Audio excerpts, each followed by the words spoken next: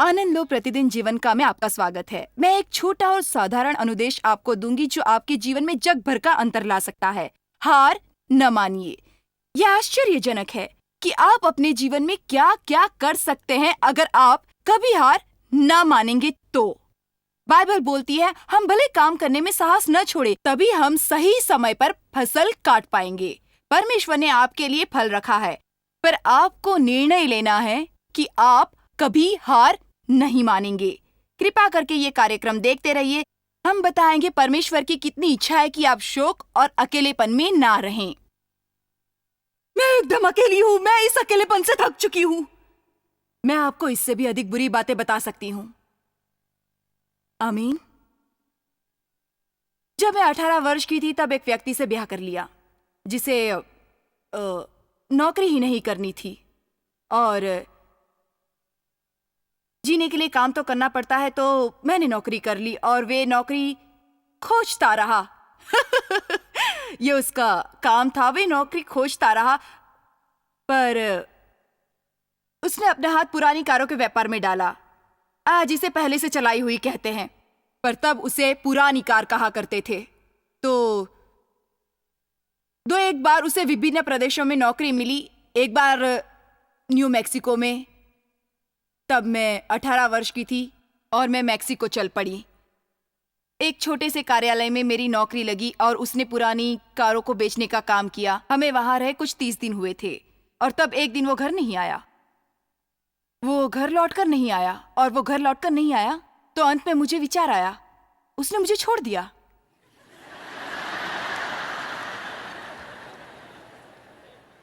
कल्पना कीजिए मुझे कैसा लगा होगा।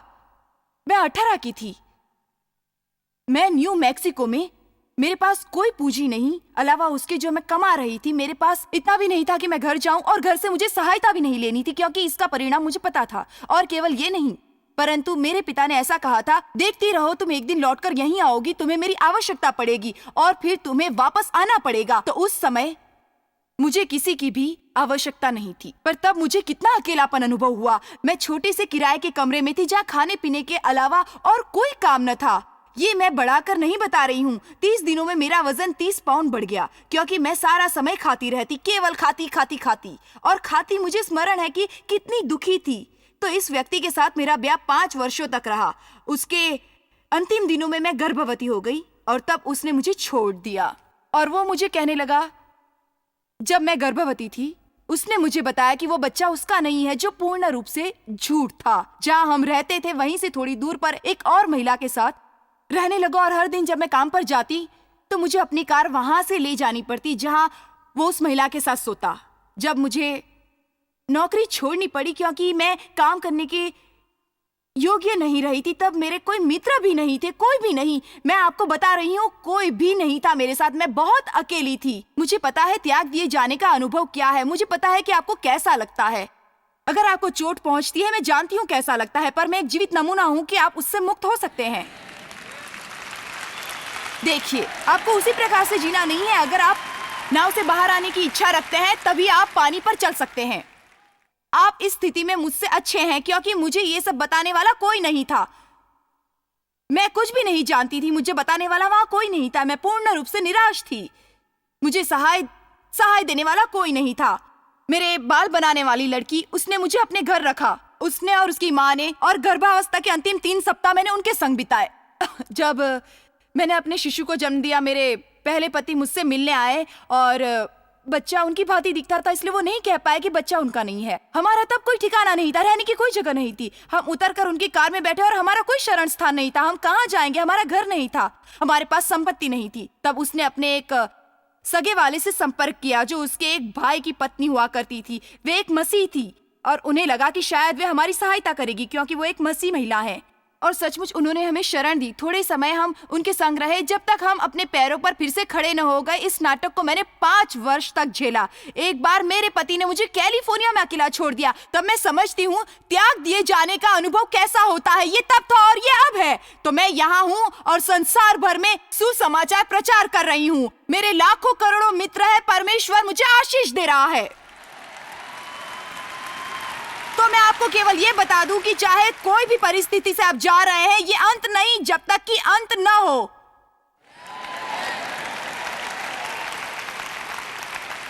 कभी कभी जब मैं अपने जीवन पर दृष्टि डालती हूं तो मुझे विश्वास नहीं आता कि मैं किन किन परिस्थितियों से होकर निकली। और तब मैंने विचार किया, जब मैं मसीह बनकर कलीसिया जाने लगी, लोग मुझसे अलग सा व्यवहार करने लगे। मुझे कलीसिया के लोगों से गहरी चोट पहुंची। शायद ये उन सबसे बड़ी चोटों में से एक थी जो मुझे पहुंची थी 3 वर्षों तक में। मुझे विश्वास नहीं होता कि मुक्ति पाने के बाद भी लोग ऐसा व्यवहार कर सकते हैं। क्या आप मेरी बात समझ रहे हैं? आप मुझे समझ रहे हैं ना? तब ऐसा लगता,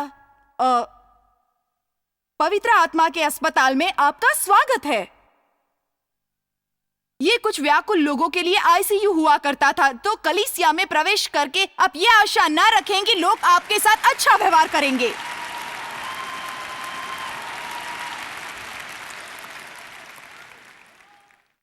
हालेलुया। यीशु का विचार करो। जब वो गेतसेमानी के बगीचे में थे, तब उन सारे लोगों ने उनको त्याग दिया था जिनके लिए यीशु ने अपना हृदय उड़ेल दिया था। क्या आपने कभी ऐसा किया? क्या आपने कभी किसी की सहायता की और सहायता की और सहायता की, और आप जीवन में ऐसे स्थान पर आते हैं जब आपको सहायता चाहिए, पर वे लोग आपके लिए वहां नहीं होते? क्या ये एक बड़ा दर्द नहीं? यीशु ने कहा, 1 घंटा भी तुम मेरे लिए प्रार्थना नहीं कर सकते? और तब क्या हुआ जब वो क्रूज पर लटक रहे थे और वो बोले, हे मेरे परमेश्वर, तूने मुझे क्यों छोड़ दिया?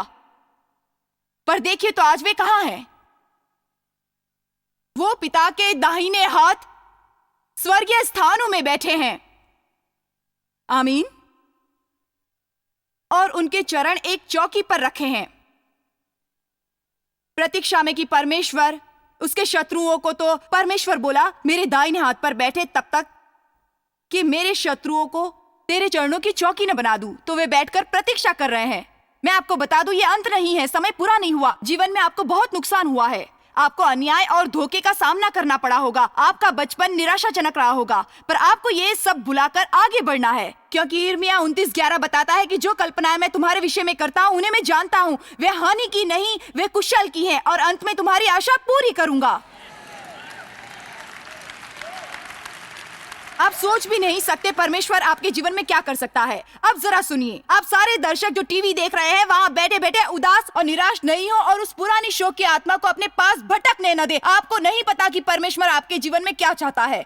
आप वहाँ बैठे बैठे ये प्रतीक्षा न करें कि कोई आकर आपको हंसाएंगे। आपको प्रभु में स्वयं को आनंदित करना है। समस्याओं को पटक कर उठकर कहीं और चलिए। साफ कपड़े पहनकर बाहर निकलिए और कॉफी पीजिए। कुछ भी कीजिए। आमीन। कुछ भी कीजिए। बैठे बैठे मृत्यु की प्रतीक्षा ना करें। आमीन। हम यहाँ मृत्यु के आने का इंतजार क्यों करें? हालेलुया।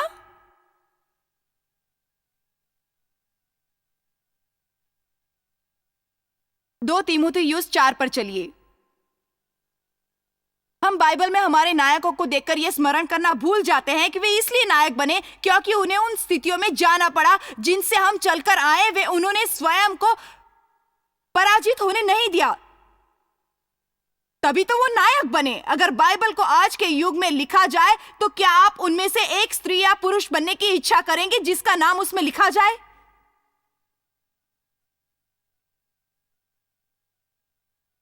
दो तीमुथियुस 4:14।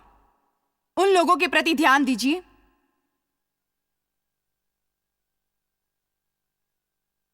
जो संसार भर में दुख झेल रहे हैं और उन्हें वही चोट और दर्द का सामना करना पड़ रहा है। ऐसे लोग हैं जिनकी रोगी संतान है। ऐसे लोग जिनकी संतान को बड़े बड़े विभिन्न रोग हैं।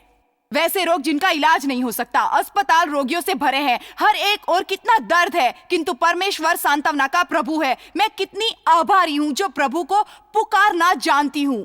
मेरा मतलब है कि तब कैसा होगा जब आपकी समस्या होगी और आप प्रभु को नहीं जानते। ये जग ऐसे लोगों से भरा है जिनकी समस्याएं भी आप जैसी हैं, पर वे नहीं जानते कि प्रभु को कैसे पुकारे। वो आशा को नहीं जानते, वे विश्वास की दृष्टि से देखना नहीं जानते, और वह विश्वास क्या है समझते ही नहीं। आप अनदेखी बातों पर विश्वास कर सकते हैं क्योंकि आत्मिक क्षेत्रों में आपके लिए चमत्कार है, और जब आप अपने विश्वास को कार्य में लाते हैं, आप वहां तक विश्वास भरे मन से और विश्वास भरे शब्दों से पहुंचते हैं, और फिर उस आत्मिक क्षेत्र से इस क्षेत्र में वो चमत्कारिक वस्तु ले आते हैं जो परमेश्वर ने आपके लिए रखी है। जी, मुझे वर्षों तक प्रभु के वचनों को कबूल करते हुए प्रयास करना पड़ा था। कभी कभी मूर्खों के समान अपने घर में ये बोलते फिरती थी, हे शैतान, मैं अपने जीवन का आनंद लेने का गुण सीखूंगी, मैं व्यवस्था तथा धर्म पर अधिकतर जोर नहीं डालूंगी, मैं उदास नहीं होऊंगी, मैं पीछे नहीं हटूंगी, मैं अपने हाथ नहीं उठा लूंगी, और मैं चाहूंगी कि आप मेरी ओर देखें ताकि मैं आपको कुछ बताऊं। मेरे पक्ष में अधिक जन नहीं थे जो मेरा हाथ बटाते। हार मत मानिए अगर कोई आपका हाथ नहीं बटाता।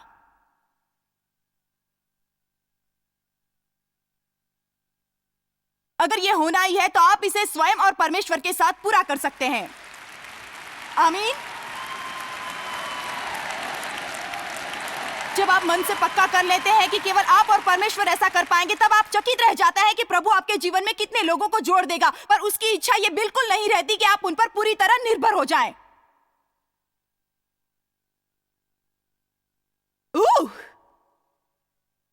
जितना सोचा था उससे ज्यादा आनंद आ रहा है। 2 तीमुथियुस 4:14 वचन। पौलुस बात कर रहा है। वो बोला, सिकंदर ठटेरे ने मुझे बहुत हानियां पहुंचाई है, प्रभु उसे उसके कामों के अनुसार बदला देगा। ये रोचक है कि उसने ये नहीं कहा कि बदला लूंगा। तू भी उससे सावधान रह, क्योंकि उसने हमारी बातों का बहुत ही विरोध किया है। अदालत में मेरे पहले प्रत्युत्तर देने के समय किसी ने भी मेरा साथ नहीं दिया, सबने मुझे छोड़ दिया था।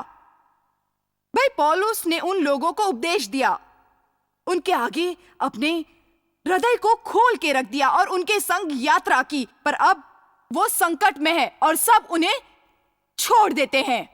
सब लोग तब वो क्या बोलते हैं, उनको इसका लेखा न देना पड़े। वाह, क्या प्रभु का दास था। 17 वचन मुझे पसंद है। परंतु प्रभु मेरे साथ खड़ा हुआ।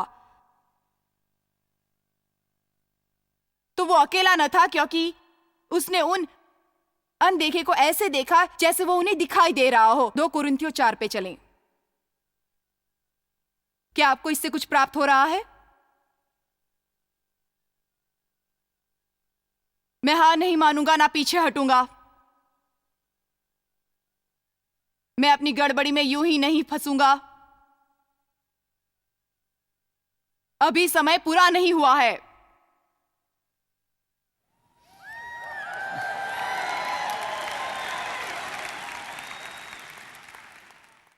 आप में से कुछ का यह प्रोग्राम देखना जरूरी था ताकि मैं आपकी अग्नि को भड़का सकूं। कभी कभी हमें लगता है कि हमारे भीतर की अग्नि बुझ रही है और हमें उसे पवित्र आत्मा की वायु से भड़काने और जलाने की आवश्यकता होती है, बहुत आवश्यकता होती है। मुझे 8वें वचन का आरंभिक भाग अच्छा लगता है। 2 कुरिन्थियों 4:8। हम चारों ओर से दुख भोगते हैं पर संकट में नहीं पड़ते, निरुपाय तो है पर निराश नहीं होते, सताए तो जाते हैं पर त्यागे नहीं जाते, गिराए तो जाते हैं पर नाश नहीं होते। 18 वचन को देखिए। ये बताता है क्यों हम देखी हुई वस्तुओं को नहीं परंतु अनदेखी वस्तुओं को देखते रहते हैं। 18 वचन में ये बताता है क्यों हम देखी हुई वस्तुओं को नहीं परंतु अनदेखी वस्तुओं को देखते रहते हैं, क्योंकि देखी हुई वस्तुएं थोड़े ही दिन की है परंतु अनदेखी वस्तुएं सदा बनी रहती हैं। जानते हैं ये क्या कह रहा है? जो कुछ देख सकते हैं वो सब सड़ गल जाने वाली वस्तु है और नहीं बचेंगी। तो हमें अपनी दृष्टि से दिखने वाली वस्तुओं पर इतना अधिक ध्यान नहीं देना चाहिए, परंतु हमें विश्वास की दृष्टि से अधिक देखना चाहिए। क्या मैं आपसे एक कृपा चाह सकती हूँ? अगले समय जब आप हताश और दुखी होने का अनुभव करें और फिर हार मानकर पीछे हटना चाहें, तब थोड़े मिनट के लिए चुप होकर परमेश्वर की उपस्थिति में बैठकर अपना मन रोककर अपने हृदय से देखिए कि वहां क्या है। क्योंकि अगर आप मसीह हैं और आप में जो मसीहा रहता है और आपने जो कुछ वचन जाने हैं, मैं बता सकती हूँ आपके हृदय में कुछ तो होगा जो आपको उस स्थिति से बाहर निकालेगा। अगर कोई आपसे कहे आप किसी काम के नहीं, आप किसी काम के नहीं, आप असफल है, आपने सब गड़बड़ कर दिया, तुम कुछ नहीं कर सकते, तब अपने मन को शांत करिए और कहिए, प्रभु आपका क्या कहना है इस बारे में? मैंने ऐसा किया है, हे प्रभु आपका क्या कहना है इस बारे में? और आप उसकी आवाज सुनेंगे, तू तो बहुमूल्य है, मैंने तेरे लिए एक अच्छी योजना रखी है, तू अनमोल है। जी आपने भूल की है। आप तब तक असफल नहीं जब तक आप हार नहीं मानते। परमेश्वर के पास आपके लिए उत्तर है, पर आपको उसकी बात सुननी आनी चाहिए। शैतान को मत सुनिए। आप किसकी बात सुनते हैं? आप किसकी बात सुनते हैं? मैं आपको कुछ बता दूं, जब हम हार मानकर पीछे हटना चाहते हैं तब हम शैतान की बात सुन रहे होते हैं। जब हम उदास और निराश रहते हैं हम शैतान को सुनते हैं। आमीन। शैतान को मत सुनिए। परमेश्वर से पूछिए वो क्या बताना चाहता है। परमेश्वर बोलेगा अभी समय पूरा नहीं हुआ, अंत में तेरा भला होगा। वो बोला हम अनदेखी वस्तुओं को देखते रहते हैं क्योंकि दिखने वाली वस्तु थोड़े दिन की होती है, पर जो अनदेखी वस्तुएं हैं वो सदा रहती हैं। मैं बता दूं, मैं बाइबल के थोड़े व्यक्तियों की ओर से विचार करती हूं। वे लोग जिन्हें हम नायक कहते हैं, उन लोगों का नाम गिनने में अधिक समय नहीं लगेगा जिनको अकेलेपन में समय बिताना पड़ा। अकेलेपन का समय, जानते हैं क्या इसकी चाबी है? उससे निकलना। ये इतना बुरा नहीं होता। अगर आप बोले मैं किसी स्थिति में से जा रहा हूं, तब आपको आनंद बनाना चाहिए क्योंकि आपने ऐसा नहीं कहा मैं किसी स्थिति के बीच फंसा हूं। कहीं से जाने का अर्थ हुआ मैं प्रगति कर रही हूं और मैं कहीं से जा रही हूं, तो मतलब मैं कहीं निकलूंगी।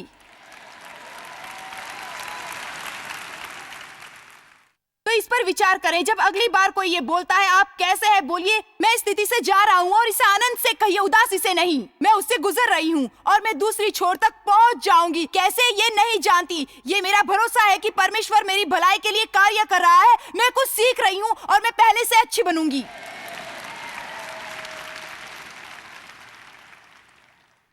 आपको विश्वास है कि प्रभु आपसे प्रेम रखता है, तब तो आपका विश्वास करना आवश्यक होगा कि उसने आपके लिए एक योजना बनाई है।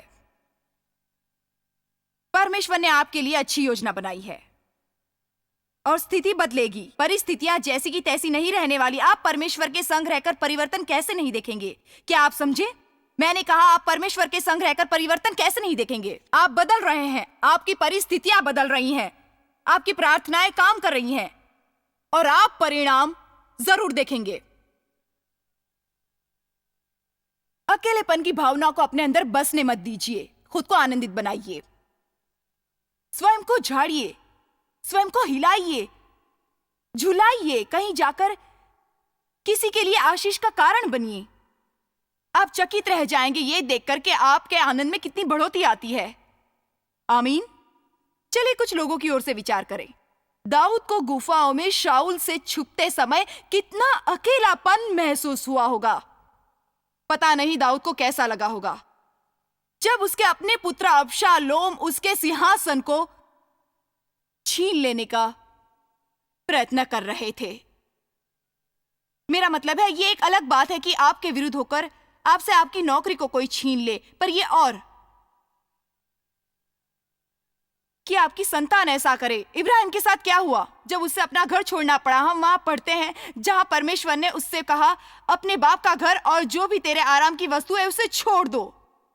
जरा विचार कीजिए, सब कुछ छोड़ देना, अपने पहचान की वस्तु को छोड़ देना, वो सब छोड़ देना जिसमें आराम है। ओ उस पर ये भी, मैं ये भी नहीं बताऊंगा कि तुम कहां जाने वाले हो। सामान बांधो और जब तुम यात्रा में होगे मैं तुम्हें बताऊंगा। उसे परमेश्वर की प्रतिज्ञा मिली थी। निश्चिंत रूप से उसने वो देखा था जो कि अनदेखा था। मैं फिर से बोलूंगी, आप में से कुछ अपनी समस्याओं पर दृष्टि जमाए हो और जितने समय तक देखोगे वो उतनी ही बड़ी हो जाएंगी। अगर आप अपने दोषों पर ध्यान लगाए रखोगे मेरा मुंह बहुत खुलता है, मुझे बहुत क्रोध आता है। मैं ऐसा हूँ, मैं वैसा हूँ, मैं ये हूँ, मैं वो हूँ, या कुछ और। जितना अधिक उसकी ओर से सोचोगे, जितना अधिक उसकी ओर से बात करेंगे, उतनी अधिक उससे कुश्ती लड़ेंगे। वो उतना बड़ा बनता जाएगा। क्यों ना आप उसे परमेश्वर को सौंप दें और परमेश्वर को ही परमेश्वर रखें। आप अपना समय किसी अन्य की सहायता में लगा दें, और जब आप ऐसा करेंगे और आप यहाँ वहां देकर किसी दिन ये बोलेंगे, वाह, ये तो मैंने नहीं किया, फिर परमेश्वर को महिमा पहुंचेगी जिससे वो आराम करना चाहता है। आप में से कितने समझ रहे हैं? यीशु मेरे ताकि आप जीवन का आनंद ले, इसलिए नहीं कि किसी बात पर सारा समय आप उदास रहें। क्या आपने सुना? यीशु मरे ताकि आप जीवन का आनंद लें, इसलिए नहीं कि आप हर समय उदास रहें। मैं अपने बच्चों से दुखी हूँ, मैं अपनी पति से दुखी हूँ, मैं उत्तेजित हूँ क्योंकि मेरे पास पूंजी नहीं, मुझे अपनी नौकरी नहीं पाती, मैं इस घर में दुखी हूँ और मुझसे कोई काम ठीक से नहीं होता। ना ना ना ना ना। फिर रविवार का सवेरा आता है, इस प्रकार हम कलीसिया जाते हैं, इस प्रकार हम कलीसिया जाते हैं। कलीसिया की सभा की समाप्ति के बाद इस प्रकार हम घर लौटकर पूरे सप्ताह तक झगड़ते रहते हैं।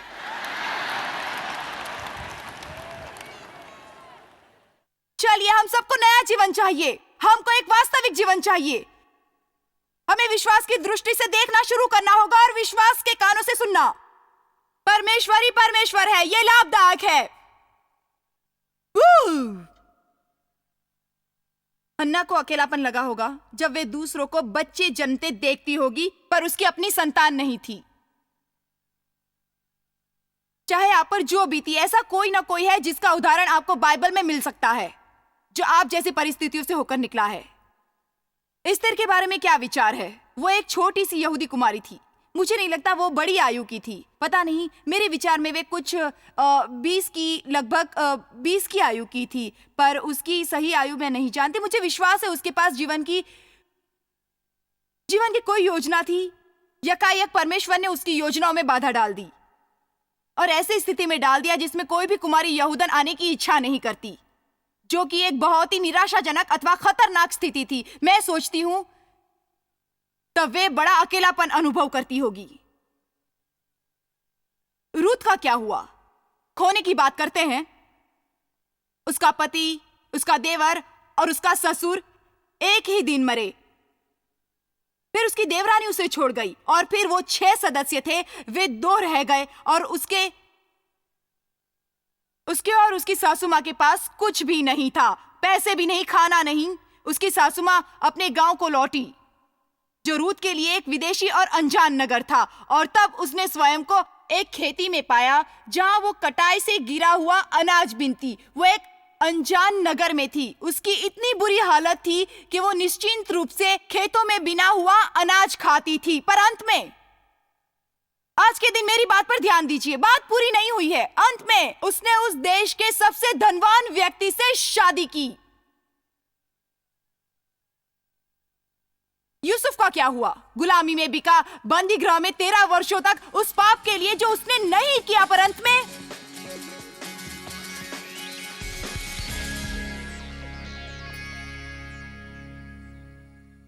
मेरी इच्छा है कि आप समझे कि परमेश्वर ने आपके जीवन के लिए एक योजना बनाई है।